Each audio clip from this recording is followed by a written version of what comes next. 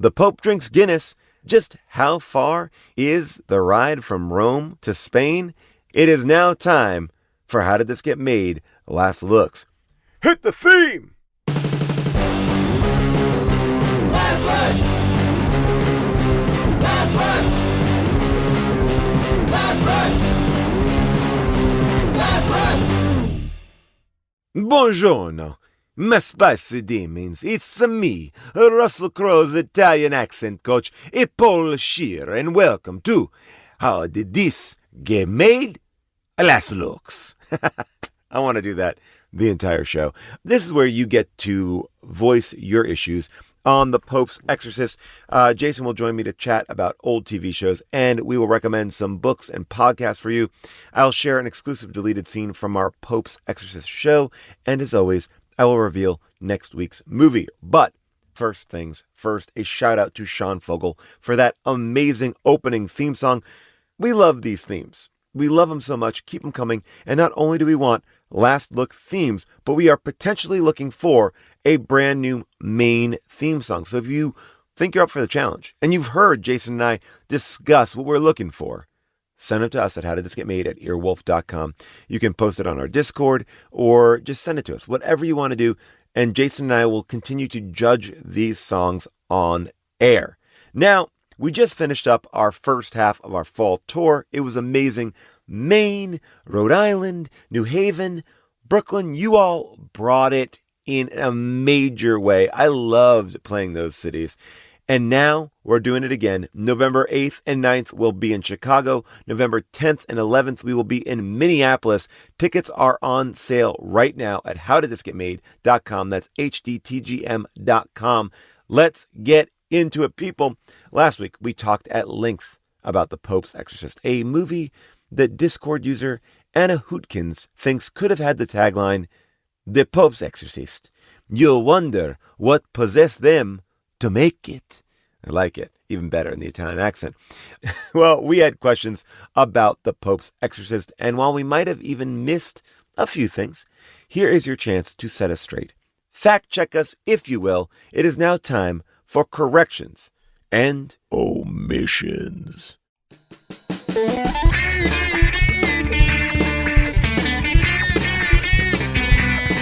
We got corrections. We got omissions. Since you guys fucked it all up. Thank you, Josh Broylo, for that amazing theme song. Let's go to the Discord. Ooh, Kat. Starting off with Kat here. Italian here. She writes, this was a tough one. I might write another post solely about accents, but I wanted to point out that Father Crow is actually riding a Lambretta, not a Vespa. Yes, I have gotten this complaint a lot. Thank you, Kat, for calling it out. Lambretta is the first type of scooter in this style made in Italy by a company named Innocente. The man who designed the Lambretta had a falling out with the Innocente's owner, quit, and then took his design to another company called Piaggio, where they started producing Vespas. I strongly doubt Father Crow knew any of this and just did it for the dynamite looks. But of course, the character had to ride a scooter made by the company named Innocence. And the scooter talk continues. Sean McBee writes, I looked it up, and that scooter ride from Rome to Castile, Spain was roughly 1,194 miles. He appears to have been riding a Lambretto L1 150 with a top speed of under 55 miles per hour. That's about a 22-hour ride, plus plenty of stops for gas, given that the scooter only has an 8-liter tank, about 2 gallons, and the absolute max range you would get on a full tank would be about 100 miles. So you're looking at making at least 12 gas stops, and in trying to figure out exactly which model he was driving, I found another link to the movie's filming in Ireland, and his scooter actually has a Guinness badge on it, and he included a picture. We can see it up close. Yes, Russell Crowe is an Italian man who loves Guinness. By the way, I do want to just get a date check. Was this model Lambretta even in production in the 80s? My gut says no. I know a lot of people have written in about this journey. This might be my favorite one. Someone also mentioned there was a ferry component to it. You had to take a ferry at a certain point. Liz brings up, so it got brought up in the show, how the demon has a Rumpelstiltskin-like thing going on, where if you learn its name, you have power over him. But did anyone notice that right after Russell Crowe learns his name and says it out loud, that's when the demon gets especially powerful? Learning his name didn't help at all. Well, you know what, Liz? It's interesting because I think that was a lower tier demon. I think it's sort of like, that's like if you're playing chess, those are your pawn demons, and he was dealing with like a queen demon. Anyway, that's my theory. I'm sticking to it. Ken G writes, I loved the card at the end of the movie that said, Father Gabriel Amroth continued to serve the afflicted until his death in Rome in 2016 and wrote many books. And the payoff line, books are good. Now, I will say this. We did touch upon this very briefly. Jason and June didn't seem to understand why everyone kept on saying the books are good. If I remember correctly, I might have told them it was because Russell Crowe says his books are good. But here, take a listen. I do feel like we didn't discuss that moment at the end and the end credits where we got the book plugs. Yeah.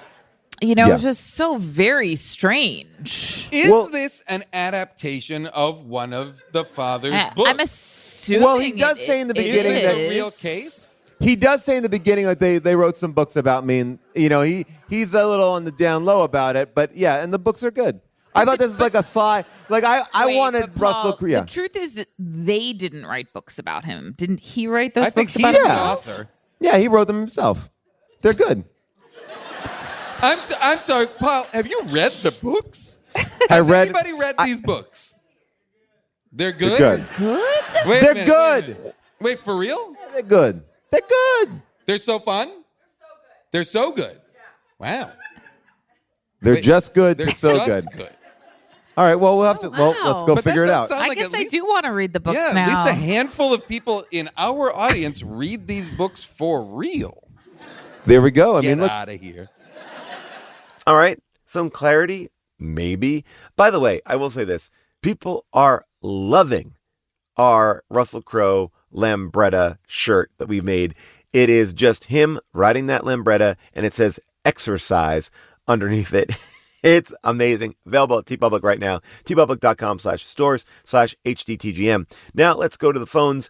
Let's hear from Jason in Seattle. I just got to say, I think for the sequel, we got to go back to that line about Father Crowe tells the young priest that the young priest needs to learn jokes because the devil hates jokes. Right off the bat, as soon as I heard that, I thought, okay, the sequel has to bring in a stand-up comedian. So everyone hated that young priest anyway. He was a pervert. He needed to be wiped out anyway. Let's just say he got killed in between the first movie and the sequel. And Father Crowe needs to bring in Kevin Hart as his sidekick. I'm just saying, Russell Crowe with Kevin Hart as a stand-up comedian to piss off the devil, you can't miss. All right, thanks for taking my call. Jason, I love this idea, but you know what? We got to bring an 80s comic in. What if, he brings in Emo Phillips? That would be a great, 80s comedian. Or maybe Judy Tenuta. I know they're married. I should go outward a little bit more. But, Richard Belzer. That would be great.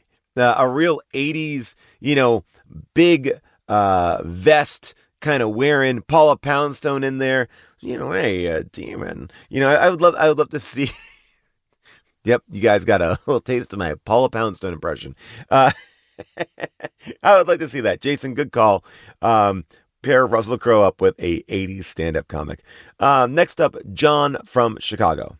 Hey, Paul. I'm calling to let you know, I don't know if you know this, but the movie studio, they wanted to promote this movie, so they decided to do a partnership with the World Wrestling Entertainment, WWE, at their WrestleMania this past year. It was a match that was also advertised as a Hell in a Cell match between then WWE wrestler Edge and Finn Balor. And before the match started, a video played with Russell Crowe on there talking about good and evil, heaven and hell, just going on the spiel. It was like really weird. And then during the match, the lights were kind of down and they had like, the Pope's Exorcist, like the name everywhere around the ring and the red lights.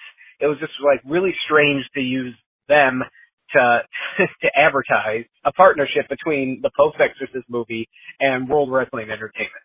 And then also going off something that Jason mentioned, he was talking about the wrestler and Mickey Rourke and the director of the wrestler trying to get the glasses away from Mickey Rourke on the movie Aronofsky, and he kept on saying like that Mickey Rourke, he won his Oscar. Mickey Rourke didn't win an Oscar for the wrestler, unfortunately. He was nominated, but he didn't win. All right, take care. Love you. I love the show. Bye. Oh, do I remember it? I was there. Yes, I was there for this moment. And you just unlocked a memory that has been deep down inside of me. Yes, it was so weird when this actually happened. You didn't know what was going on because there's so many video moments in the actual show. I'm like, what? Is this like, is Russell Crowe going to come out and wrestle now? Because it's not, look, you see celebrities coming in to WrestleMania, being a part of the show, and I thought there was a moment. First of all, I had no idea what they were advertising.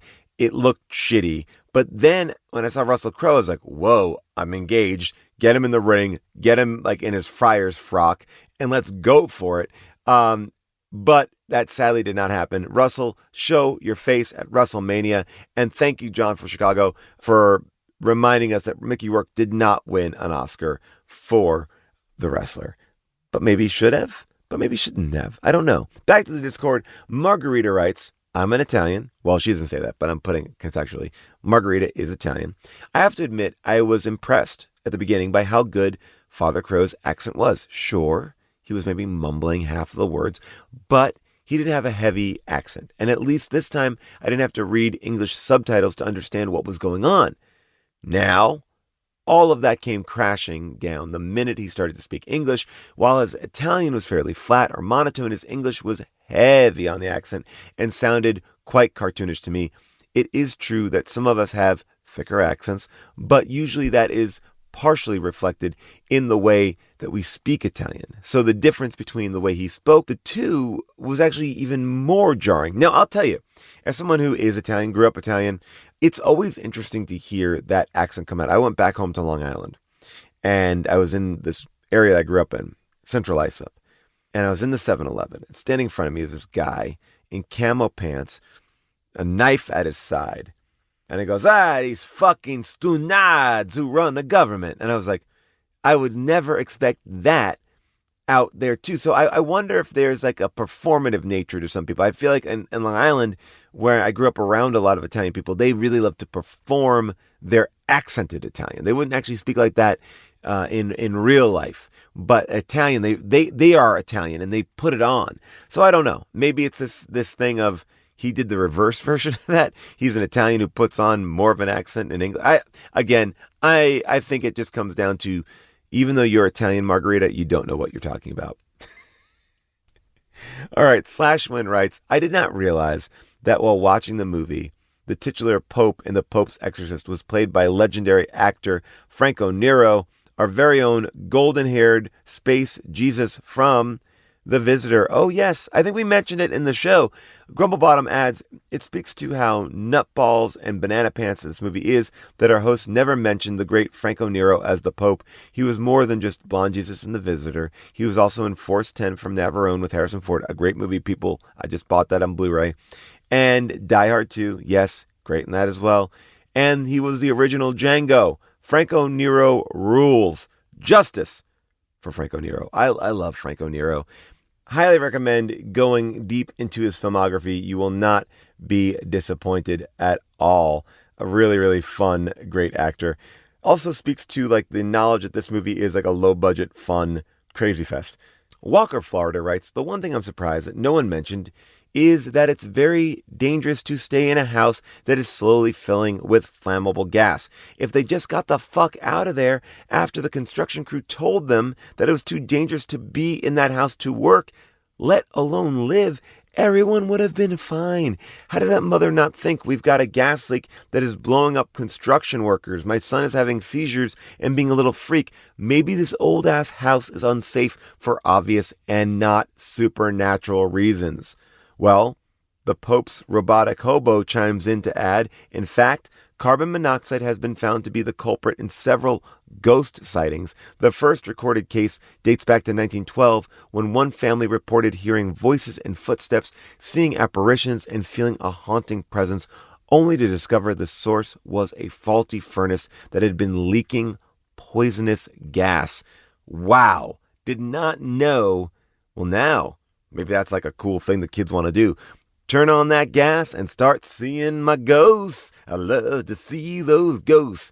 I don't know if we didn't talk about it as much as I don't think they could have left the house at that point. But yes, they couldn't have left that house because they didn't have any money. And that's why it was established. The mom needed to sell this abbey because the husband just straight up died and left them with it. So, you know what, Walker, Florida? Go stay in your fancy hotels. This family couldn't afford it. Johnny Unusual writes, the mom says, this abbey is all your father left us. I need to know what happened. I get not having much, but how do you end up only with an abbey in a foreign country? I mean, this feels like a Homer Simpson-esque foolhardy venture. Yeah, right? I didn't think about that. Like, only. How did he get it? Gambling debt? Like, remember when Brett Ratner had to do those commercials for New York Film Academy because he lost like a poker deal? Maybe this guy won one in a poker deal. Who knows? I like it. I don't need to know much answers. Like, that's what I feel like movies kind of fuck up on. Don't give me so much backstory. I get it. You got an abbey. Deal with it. I'm in. So I don't fault the movie for not going into greater detail. Anyway, so many great corrections and omissions this week, but I think there's one clear winner. Yes, Franco Nero is amazing, but that's not good enough. Truly, the one person who brings it all together is the great Sean McBee for telling us everything we wanted to know about that trip on a Lambretta and finding the cultural inaccuracy of the Guinness on the Italian bike. But you know what? Honestly, Italians can love Guinness, so who am I to judge? Anyway, that's neither here nor there, but Sean McBee, you are a winner, and you get this amazing song from Case Silva. Hit it! You win, are you proud? Think you'll stand out from the rest of the crowd, but now, here's the thing, all you get for that is just some fucking nothing. Thank you, Case, for that song. And remember, if you want to submit an alt movie tagline or chime in with your own thoughts about the latest episode, hit up the Discord at discord.gg/hdtgm or call us at 619-PAUL-ASK. All right, stick around after the break. Jason will join me for a Just Chat. We'll be right back. All right, people. You probably noticed that every Monday we release an old school episode into the stream. And guess what? This week we did it up with the Vampire's Kiss. Hayes Davenport joined us from the first Earwolf Podcast Festival. I think first and last, maybe. Or maybe it was the first and second to last. Either way, that was a fun little event. And we loved doing that episode there. People came in costume. I believe Hayes came in costume. Anyway, next week we will be releasing Maximum Overdrive with Andy Daly to close out our Halloween season. So stay tuned for that. And every Monday, classic episodes are always being dropped. Just a reminder, people, if you want to see some of these live shows, and I got to say that Vampire's Kiss show is a perfect example of weird stuff happening that you had to be there for. Make sure you head out to see How Did This Get Made on tour in Minneapolis and Chicago in November, hdtgm.com. And it will be a lot of fun. I'm just so excited to go back out on the road. And as a matter of fact, I'm so excited to sit here and chat with Jason just for a little bit. So, Surreal Fred on Instagram, play us in.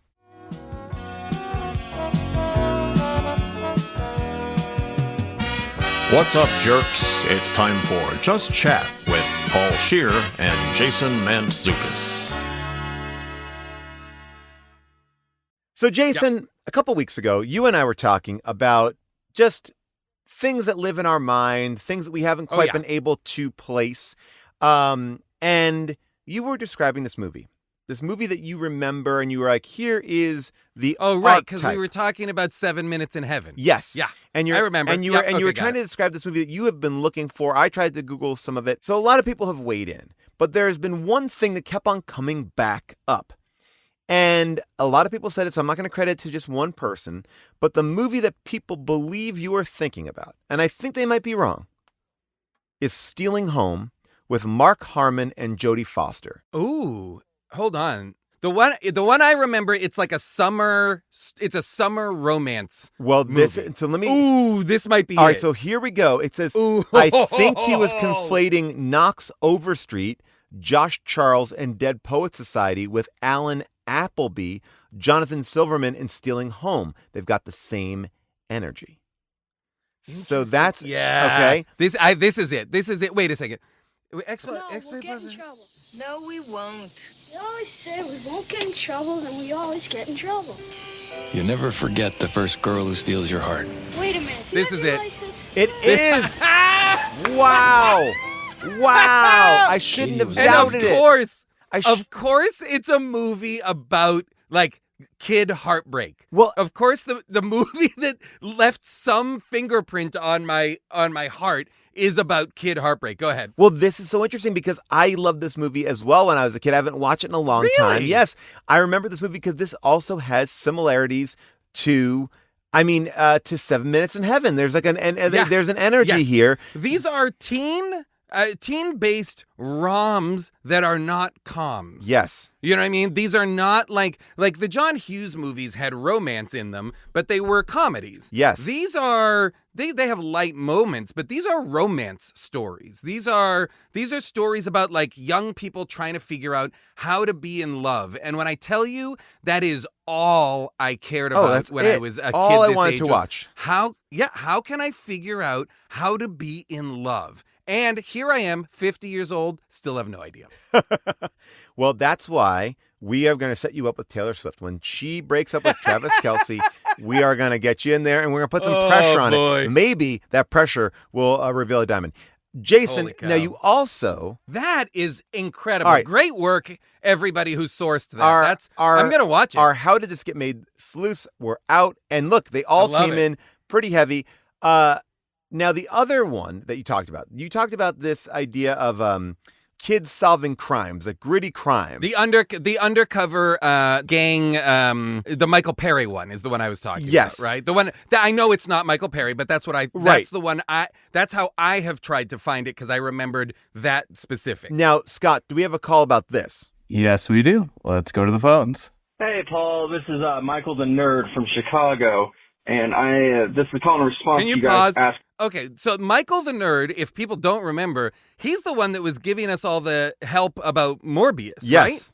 I believe he was so. He was our Morbius expert? Yes, I believe that he is. He was the Morgan of Dungeons and Dragons. I mean, well, now people don't even know about Morgan yet. Oh, has that not come out? No. Oh, shit. Yeah. We haven't even touched Morgan yet. Get fucking ready. All right, here we go. Listen to the rest of the nerd. And this is a call in response to you guys asking about TV shows.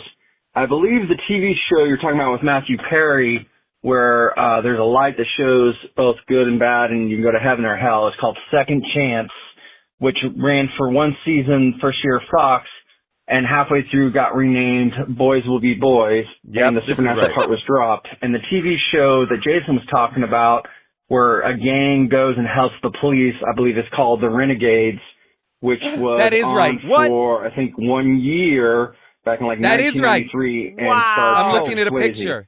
All right, thanks, guys. Wow! Wait a second, that's Patrick Swayze? Wow! Whoa!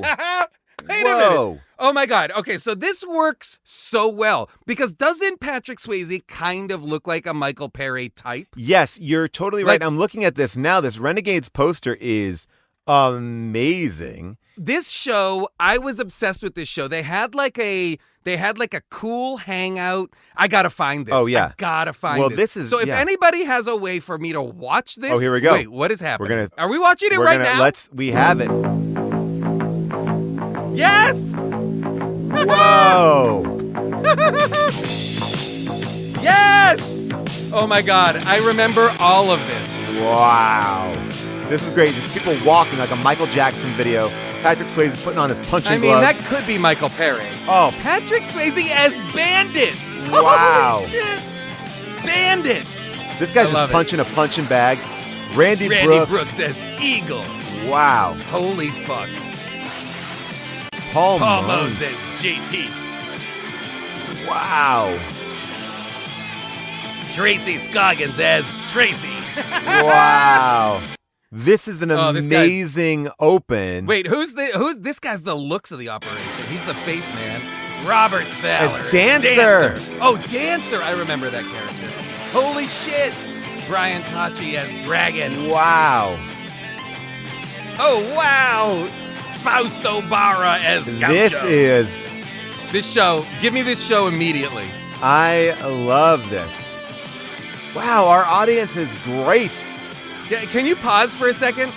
I just want people to know there's still a minute left in this theme song. And this theme song is just people looking cool. It's like every character's been introduced. There's nothing to this. Man, oh man. That's like when we didn't put it in the show, but we aired the trailer to Booker, which is a spinoff of 21 Jump Street at one of our shows. And my gosh, the Richard Grieco movie. And that was like a 1.5 minute long theme song that was like, wow, it's still going. The initial Magnum PI theme song is over 2 minutes long, I believe, and is absolutely stone cold crazy. Well, okay, now you see, we found it right away. We found both of these things right away, but some other people thought that was incredible. That was amazing. You just fully blew my mind. Oh, I'm going to show you what another... that it was Patrick Swayze is even huge. Crazier to me. I was just assuming it's not Michael Perry because I never found it, but I was like, it's got to be some Michael Perry, lookalike. But instead, it's even better. It's Swayze. All right, what's this? This is what other people thought you were referencing. I'm not going to even tell you what this is. A show called Powerhouse. Check it out.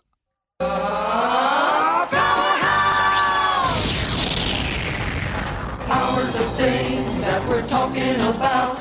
It's always been in, you've got to let it come out. It's better than anything that money can buy. We all have a powerhouse deep down inside. Powerhouse, coming through. Powerhouse, think of what you can do.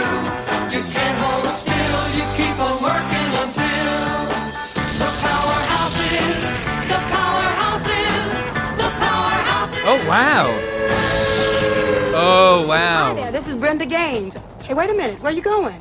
Don't move an inch. The Powerhouse Gang will be right back. Okay, so we just watched a minute-long open, an animated open.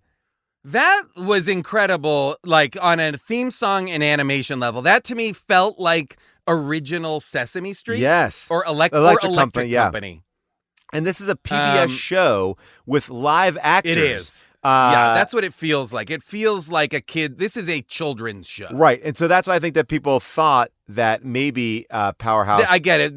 Because I said kids solving mysteries, right. And this is that. This is the kind of PBS show that like Ben Affleck when he was a kid was on the Boston PBS show about the boat. What was that called? I can't remember. I believe you're talking about The Voyage of the Mimi.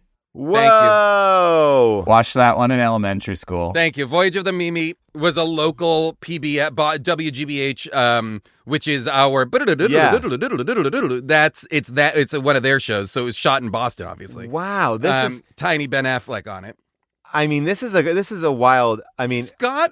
Will you look up the theme to Whiz Kids? Oh, Whiz Kids! Did you watch Whiz Kids? Oh, yes, I remember Whiz Kids. I was going to say, if you want to see the theme to the Ben Affleck show, here we got this. Too. Oh yeah, sure. Voyage of the Mimi. Yes, this one I know. Right, this and Zoom. Oh, Zoom, I remember. Yeah, that's another WGBH show. The Voyage of the Mimi.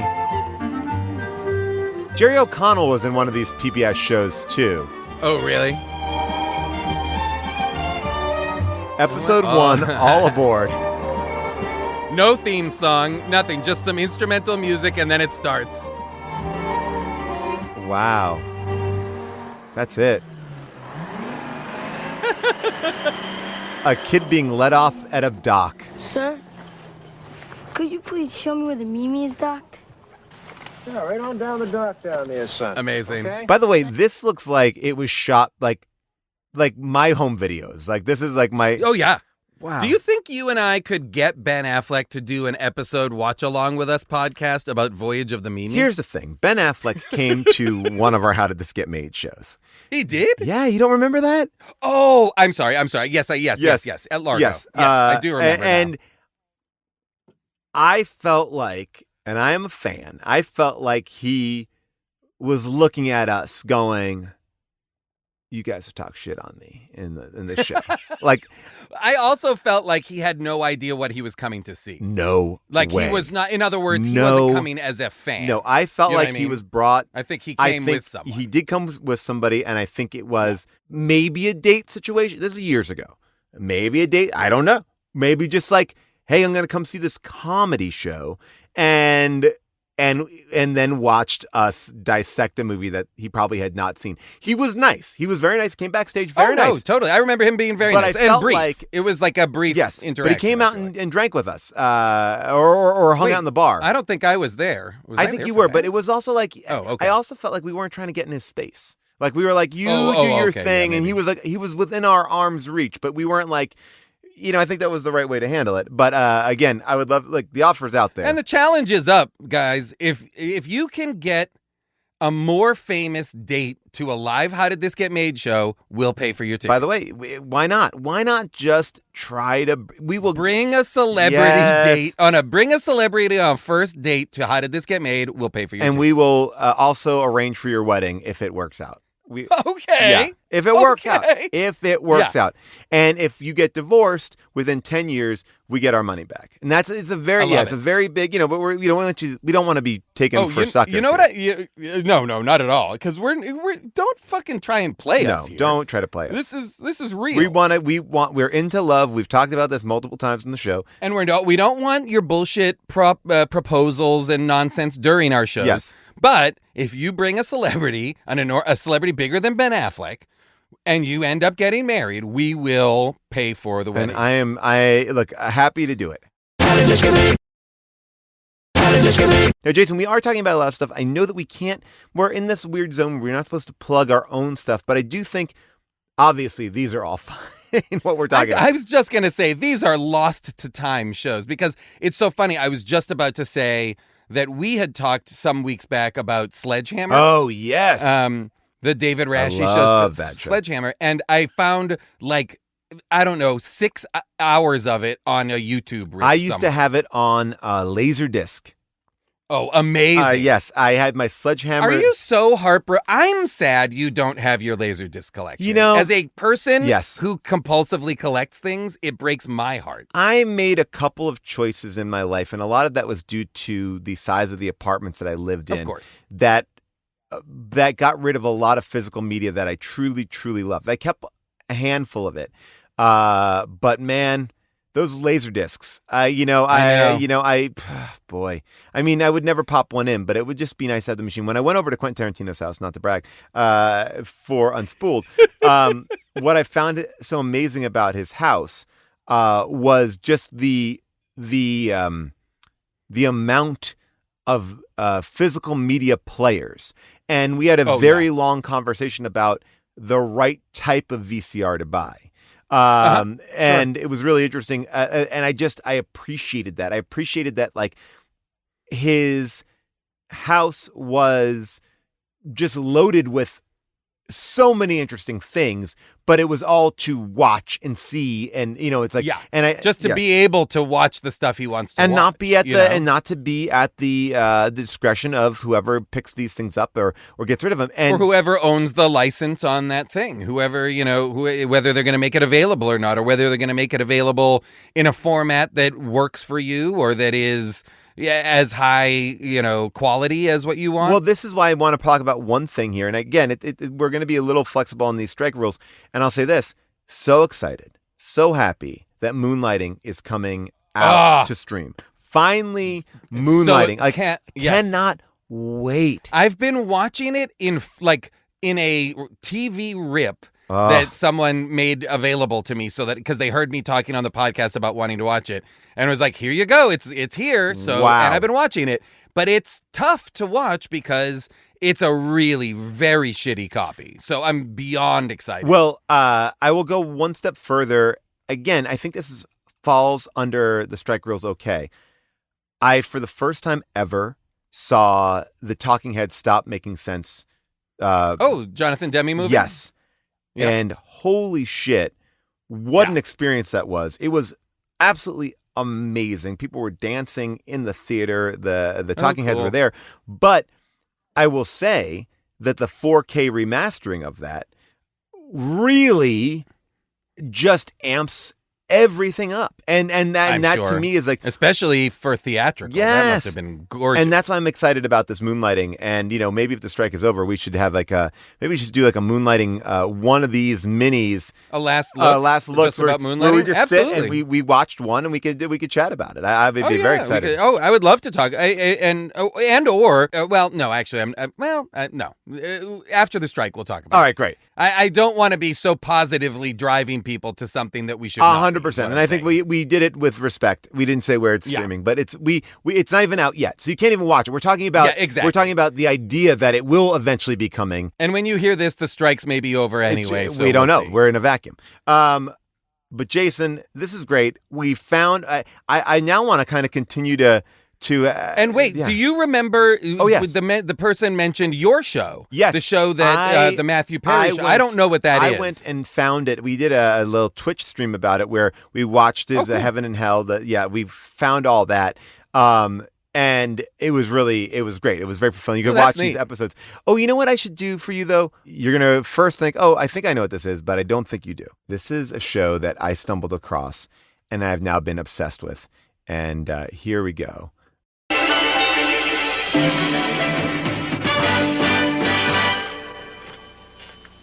Mr. Dennis Escorts, wherever you want to go, we want to go with you. Okay, so that little thing that you just heard there Holy shit. Was a Ted Knight sitcom called The Ted Knight Show, where he is the head of an escort service. Yes. Right? Yes. That seems to be what it is. It is a show where he is he's running a sex worker ring. I mean, and he himself is also I was just going to say, he also seems to be available to hire to attend the opera or whatever. The premise of the show is like he is an uptight guy and his brother... he's like a Felix Unger? Yes, and his brother dies and his brother's like, you have to now take over my sex workers. And not only does he take over running it, but seems to have to also be a sex worker. This is an era where everybody in pop culture there was a group of I guess reluctant pimp narratives. Yes. Risky Business, Dr. Detroit. This apparently, like, reluctant pimp was a style of movie or TV show that somehow seemed viable. It's fucked up and crazy. And here we go. It was written by Lowell Gantz, who did Night Shift, Splash, Spies Like Us, Gung Ho, Vibes, Parenthood, City Slickers, Mr. Saturday Night, A League of Their Own. Lowell Gantz and Babalu Mandel wrote everything in this era. And this is wild that it was, and they did. And it's so funny, like, it's so aping the Mary Tyler Moore theme song as well. Yes. In a way, because this is between Mary Tyler Moore and, what's it called? That we talked about, but Too Close for Comfort. Well, okay. This show is in between those. May I read you episode 5, Sweet 16? When a mature-looking young woman named Victoria Diamond approaches the Mr. Dennis escort service, seeking an escort to a party, Roger thinks that he'll be escorting her will be a good chance for Winston to prove he can make it in the escort service business. But Victoria insists that Roger escort her, and when Roger arrives with her at the party, he discovers that she is only 16 years old and that this is a Sweet 16 party and that she is using him to make her boyfriend Cliff jealous. He is immediately arrested. immediately arrested and has to spend the rest of the remaining episodes going door to door and telling people that he lives in their neighborhood. This is fucking crazy. And in episode 2, Grisella signs a 30-year contract to work for his sleazy competitor.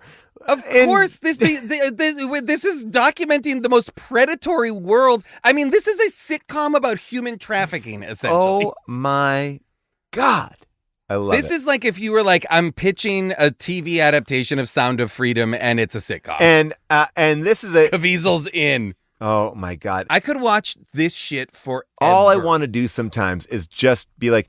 I wish there was, a streaming service or a YouTube channel, and there probably is, that just did this stuff, that just put up pilots and themes that are lost to time. Yeah, it's like, not the ones we know. 8 episodes of a show. Like, I never understand why we can't embrace failure like that. It's like, not failure, but it's like, that's the more interesting thing. Failure. Yeah, it's like this did not work. I mean, I feel like that's people are still, Americans especially, are so unwilling to participate in the narrative that from failure comes growth.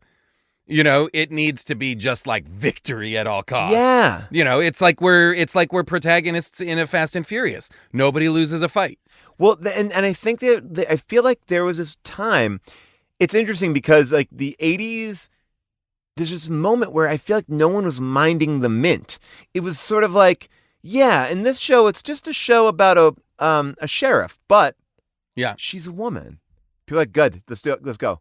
We got it. That's it. We got it. Like, it's enough. That's enough. It's enough for us. And the one I was talking to Molly about was like, he's the mayor, but black. Good. On the air. Let's go. It's like they were very like, basic. And super. And because, again, and you sometimes forget, they are situational comedies. Yes. That's it. The situation is the comedy, and that's what it's supposed to be. That's it. And by the way, She's the Sheriff, that show I referenced with Suzanne Summers. Sure. A popular show, a show that did actually work. And I think it just goes to show you there's so much energy and deliberation over, are these characters interesting? It's like, just put them somewhere and no one's going to ultimately care. Like, if the characters are okay, it doesn't matter. Like, you get past this, you get past the premise and you're in. And it's just like, just go. Like, it's like, oh my God. Oh man, I can't wait till the union calls you to be like, you're in trouble, Paul. We heard you talking about She's the Sheriff. Oh my God. This is the best. This is a great day. Jason. This is a great day. We did it. Couldn't have been better said. Before we go, can I throw out a couple plugs just because why not? Because here's the thing. In this period of not plugging content that we're involved in or that is part of any of the struck companies, I'd like to just throw some love to some people that might benefit from you spending your money or putting your attention elsewhere. For example, Maria Bamford's new book, Sure, I'll Join Your Cult, is fantastic, especially as an audiobook. Oh, Holy I got to cow. get that. Okay, that's... Holy cow. Dynamite stuff. Okay, and then another podcast that... Can I talk about a book, too, that I like, if we're talking about books? Oh, yeah, please, go ahead. I'm reading the Andre Agassi book while I'm listening to it. Oh, yeah. It's awesome, but cool. It's like, wow, blowing my mind. But I just read Reggie's book, Reggie Watts' new book. Watts? Oh, and cool. it's a great book. It's just... I didn't know he had a book. Yeah, it's called Great Falls, Montana. Great Falls MT. And it's great. It's just about him growing up. It's Reggie. It's great. It's really, really fun. That's awesome. Ooh, cool. Okay, great. I will also throw in another book / podcast recommendation, which is the absolutely phenomenal comedian Joe Firestone has put out a book called Murder on Sex Island that she has also released as a podcast, where she just, essentially similar to an audiobook, reads each episode of the podcast is another 2 or 3 chapters of the book. So the podcast is up, but... And this is a Lula Van Horn mystery, right? It's a Lula Van Horn mystery about a woman who puts on a wig to become a detective and goes to a Love Island, Sex Island type reality show to solve a murder. It's maybe one of the most bananas and I was crying, laughing, listening to it the other night, doing a jigsaw puzzle. It is so funny. Listening to it. I also bought the book. Great. I think, forgive me, Joe Firestone, if I'm misrepresenting this. It's Murder. I think she might be self-publishing it. It looks like it. It looks like it's self-published. So support Joe Firestone. Support this book, Murder on Sex Island. It's available as a podcast, but also as a book. It's sold by Amazon for. You can order it on a Kindle for $2.99. You can get the paperback for $15.99. And if you haven't watched Book Baby. Joe Actually, Book Baby is publishing it. So yeah. Okay. Great.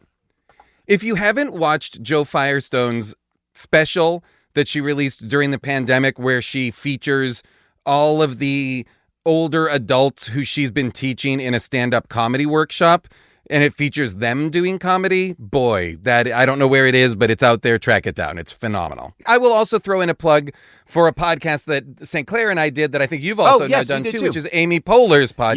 Yes, Say More, question mark. Thank you. With Dr. Sheila. Or sorry, Say More with Dr. question mark Sheila. Yes, that's it. Yeah. It's a brand new podcast. It's up now. It's well worth digging in on. It's got great people on it. Very funny. Basically, like what the premise is, if you like shows like I like with like these couples therapy and stuff like that, it is basically Amy doing a character like this relationship counselor. People come. You guys are so funny. You and Sinclair are so funny, and June and I did one that was I thought was really fun. I haven't listened to that. Oh, yet. It's fun. Is it out already? Yes, it came out. Yeah, last week. Great. Oh, good. Yes. Okay, great. All right. Great talking. Can Yes, I just because you mentioning Dr. Sheila reminded me that someone had. Maybe it was Avril or somebody from the fans had recommended the movie Last of Sheila when I was. It was you. Okay. It was you. Yes. Did you watch it? Okay, great. Phenomenal. Right? Phenomenal. Wow. Loved it. So Loved all of it. fun. Thought it was fantastic. Yes. I'll also give a shout out to the new Mary Latimer album. Is just absolutely stunningly beautiful. And if you can find, I don't know, well, can we find out if, and take them out if I shouldn't promote these two things? Mm-hmm. Go for it. But there is a 4-episode documentary about the making of RoboCop called RoboDoc that is like 6 hours of the making of RoboCop. It's incredible. I am so down, and by the way, I'm working with somebody who has been in RoboCop, and every day we get to talk. Paul McCrane. Ooh, what is it? Paul McCrane, Paul McCrane was also on ER. Great character actor. I know who it is. And I have not asked him about RoboCop, and I should. Oh, okay. What's the job? Well, we are working on this charity event that I think has already passed at this point. Wonderful. All right, Jason. Thanks, we'll see you everybody. next time. Bye for now. Yeah. Now that we got the Pope's Exorcist out of the way, let's talk about our next movie. Next week, we will be riding our Lambretta scooters all the way from the Vatican to New York City. That's right, we are watching the 2021 action thriller, New York Ninja. Now, let me just correct that. New York Ninja was actually shot in 1984, but wasn't edited or released until 2021, when its footage was discovered by the home video distributor Vinegar Syndrome. The movie's plot revolves around a sound technician for a news station who becomes a vigilante ninja in New York City. Don't make me say it again. The reason why? His pregnant wife is murdered. Anyway, Rotten Tomatoes gives this film a 96% score on the tomato meter. Lee Jutton of Film Inquiry writes, "This is a must-see for anyone who loves outrageous old action flicks and who appreciates the labor of love that is film preservation." Now, let's listen to the trailer for New York Ninja. Abductions of young women are still being reported. Another woman with mysterious radiation burns has been discovered. We're gonna have a baby. Oh my God. I can't believe that John's wife was murdered. There's something weighing us down. It's that damn ninja. New York Ninja's a real hero. People, I love this one. It was so damn good. Avril Halley just picking winners every single time. People, that is it for our episode. Remember to rate and review the show. It helps. And if you listen on Apple Podcasts, make sure you are following us. Visit us on social media, hdtgm.com. And a big thank you to our producers, Scott Sani, Molly Reynolds, our movie-picking producer, Avril Halley, our engineers, Casey Holford and Rich Garcia, and Jess Cisneros, who makes our amazing social media videos. We will see you next week for New York Ninja!